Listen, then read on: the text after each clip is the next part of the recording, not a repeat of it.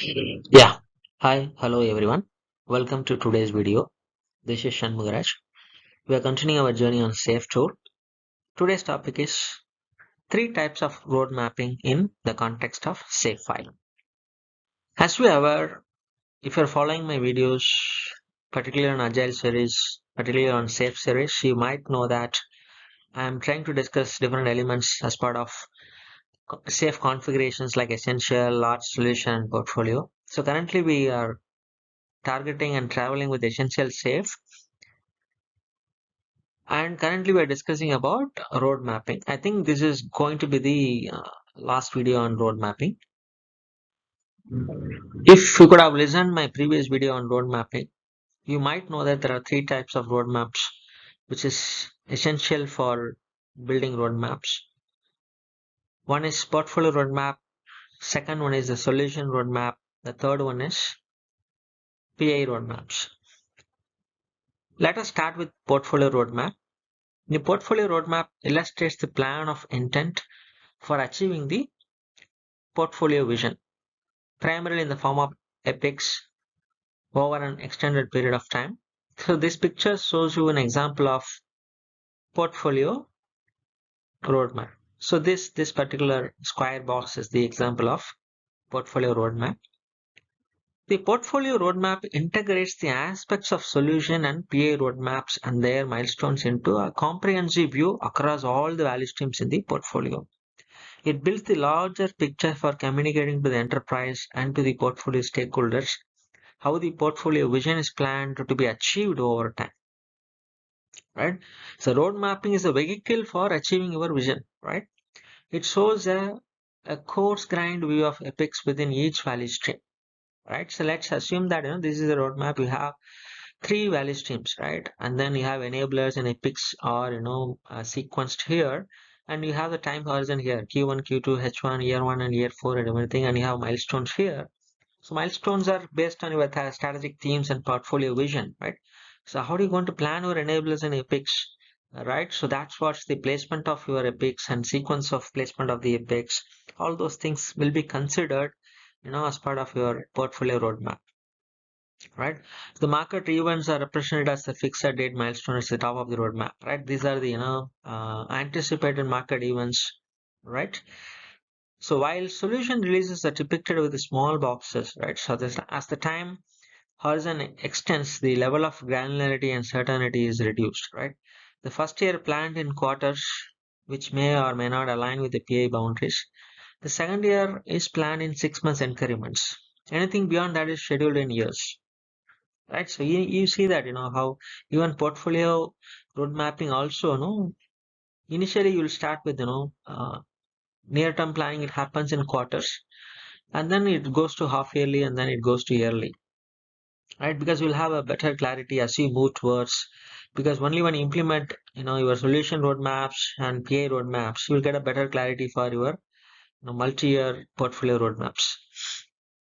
Let us discuss about the solution roadmap, right? The solution roadmap shown here, right, provides a multi-year view similar to the portfolio roadmap. The key difference is that it depicts the planned epics and the capabilities to be delivered over the time for a specific solution within the portfolio, right? In the previous picture, we talked about three solution roadmap within the portfolio roadmap. So this particularly talks about solution roadmap for an autonomous delivery vehicle. Since the solution roadmap as well as the portfolio roadmap may span multi-years, both require estimating longer-term initiatives. However, every enterprise must be very careful about such forecast. While many see long-term predictability as the goal, lean agile leaders know that every long-term commitment decreases the agility of the enterprise. There can be no business agility if the future is already fixed. So therefore, these forecasts can and should be updated regularly to reflect new learnings and changing market conditions. So that is very important. So based on the market events, you people need to adjust your road mapping exercise. You need to have a periodical vision review briefing sessions, quarterly or half yearly like that. Third and final type of roadmap is the PA roadmap. Okay, the PA roadmap consists of series of planned PAs with milestones and releases called out. Each element of roadmap is a feature, a capability that is planned to be completed in a particular PA. PA roadmap may also reflect fixed date and learning milestone that occurred during that period, right? So this solution roadmap is further, decomposed into PA roadmaps. So this is an example. This picture shows some example of that automated vehicle value stream, right? PA1 has a definite element of top 4 or 5 PA objectives, some uncommitted objectives, right? Some of the milestones are depicted here. And if you look at PA2 and PA3, it does not have as detailed as PA1, right? We will discuss the reason why, you need to have a very good planning at PA1, and PA2 and PA3, can be a 60% or 80% planned at this point of time. So any PA roadmap might have the current PA plan plus 2 or 3 upcoming PAs. So that we need to understand. So that's called PA road mapping. So in the PA road mapping, we need to differentiate the committed PA and forecasted PAs, right? The committed PA shows the results of the team most recent PA planning event where they committed to the event program's PI objectives. That is current PA plan, right? Since the team's planned work is high confidence, for the current PA plan. So the current PA plan is committed PA. Next comes the forecasted PAs. Since the business and technical context may change, planning subsequent PIs is less precise. These forecasts are, however, based on the prior execution. Given the knowledge of art velocities and PI predictability measure, relative priorities, and the history of how much work is devoted to maintenance and other business as usual activities, arts can generally lay the future features into the roadmap with a relative confidence. So the confidence level will be a little more, lesser compared to the current PI. Some organizations fill the forecasted PI sparsely to show available capacity and create a more stable plan. Others choose to fill future increments closer to capacity to show more complete but likely less stable plan. So regardless of how future PIs are forecast, items don't become committed until teams plan them during the PA planning. So these are uncommitted PIs. We can call that, it's some kind of give a futuristic plan which is of less confidence compared to current PA plan. So those things are called forecasted PIs. So your PI road mapping will consist at least one committed PI and 2 or 3 forecasted PIs. Let us try to understand one more element in PI road mapping. How do we avoid turning the roadmap into a queue? Lean agile leaders must understand queuing theory. There is a safe principle 6 talks about avoiding large batches of work which create long queues waiting times. Right? You need to have a WAP limit, right? That's what the solution of the principle 6 is. You need to have a WAP limit. The math tells us that longer the committed queue, the longer the wait for the new initiative, right? So let us discuss a couple of scenarios. This picture talks about 50 weeks of PA planning or PA roadmap horizons, and each PA is loaded with the 10 items actually equally, right? If you look at this picture, all the 5 PAs are fully loaded and committed. If the teams are allocated up to their capacity, then the wait time for a new feature is more than 50 weeks, right?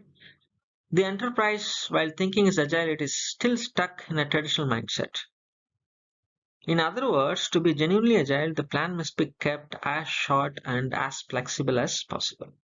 If you look at the previous picture we have seen of PA road mapping, right? So PA1 was loaded 100% and PA2 and PA3 was not loaded because if some plan changes comes or some kind of a market events happens, you should be flexible enough to accommodate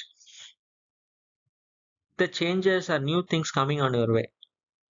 If you load everything 100% on every PI too, and then it is very difficult to be, being agile. Achieving the business agility will be a bit more complex actually. It may not be even feasible sometimes, right? So that's where, we need to avoid making roadmap into a queuing mechanism, right? So you need to have mix of both near term and long term planning, even within each road mapping as well. So that is the idea behind. Overall, if you look at the road mapping for for inside a safe, right? The roadmap itself have a near term and long term, right? Portfolio and solution will be a long term, PA planning and other things will be a short term. Within each road mapping also you need to have a near term and long term, so that you have a blend of both near term and long term in every context of it, right? Whether it is a portfolio planning or whether it is the solution planning, you need to have a blend of both so that you can adjust, you can rebound with the market events and market rhythms, right? With that, we have come to the conclusion of this video. Hope you guys got a fair idea about what are the three types of road mapping in the context of SAFe 5.x. Within each roadmap, based on the planning horizons, how are going to place your near-term and long-term mix within each road mapping, right? That also we discussed. So the blend of having near-term and long-term makes a lot of sense as an organization if you move as you move forward, right? Let me know how you guys how is happening in your company. What are the practices you are doing for road mapping? Any other techniques other than we discussed has been practiced? I would love to hear from you guys. If you like this video, please spread it across to others so that it reaches the needy people. With that, I'm signing off for today. Take care. Bye bye.